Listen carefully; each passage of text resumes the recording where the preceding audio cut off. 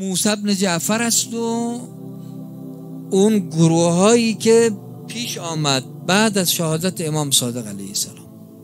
چه غالیان رو بگیر که با فرماندهی محمد ابن بشیر اتفاق افتاد، چه فتحیه رو بگیر که عبدالله افتح، چه محمد دیباج که خیلی هم زیبا رو بوده، تازه اینا فرزندان امام صادق علیه السلام.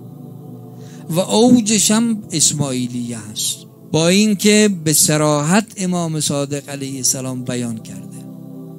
ولی بیا کنید وقتی قرار باشه جریان نفهمی در یه جایی رو نهادینه بکنن، نهادینش میکنن. حالا تو 1000 تا دلیل و منطق بیار، آقا اصلا بنابر این است که جریان نفهمی حاکم بر عالم بشود و این کار رو میکنن و این کار رو الان هم کردن، همین الانی که ما هستیم.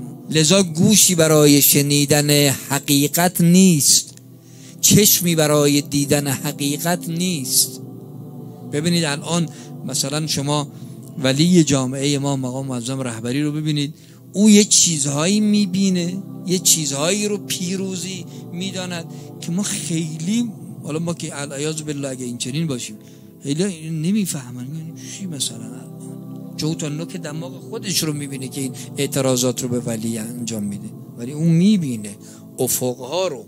گاهی هم که به صراحت حضرت آقا میفرماد که من میبینم. وقتی قرار باشه جریان نفهمی نهادینه بشه دیگه هیچی نمیتونه جلوش رو بگیره به هیچ وجه من الوجود. اینم همینطوره. ادعاشون اینه که خب بله این اسماعیل فرزند امام صادق در دوران خود حضرت. جالب این است که اسماعیل هم از دنیا میره. حضرت موسی بن جعفر 14 سالش بوده، یعنی 6 سال بعدش تازه موسی بن جعفر به امامت رسیده.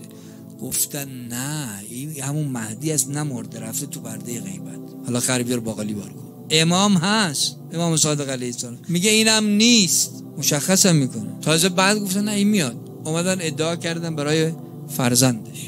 ادعا همون ایام که تازه اسماعیل از دنیا رفت چند شیخ شدن. یه گروه میگفتن آقا زنده است، یه گروه میگفتن نه اتفاقا خوب شد مرد، امکان نداره از طریق برادر و اینها هم امامت منتقل بشه، چون اونا معتقد بودن که اسماعیل بعدش بیاد موسی بن جعفر، چون نمیخواستن به اصطلاح نمیتونستن نپذیرن عظمت موسی بن جعفر بودن، فقط امام حسن امام حسین بودن که از طریق برادر بوده. بعضی هم گفتن نه فرزندش محمده، چون اسماعیلیا بعضیشون هم قائل به نوه اسماعیل هستن یعنی امامشون. یه دیگه هم که گفتن آقا بدا حاصل شده است، در حالی که امر پیش اهلش روشن بود اما فتنه رو خیلی پیچیده کردن. وقتی قرار باشه یه جایی در طول تاریخ این نشون داده شده، وقتی قرار باشه یه جایی رو چپاول بکنن، وقتی قرار باشه یک حقیقتی که در حال درخشش هست بزنن، حتما یه فتنه رو رقم میزنن. تاریخ تشیع این رو میگه. یکیش جریان مهدویت است که عمده‌ش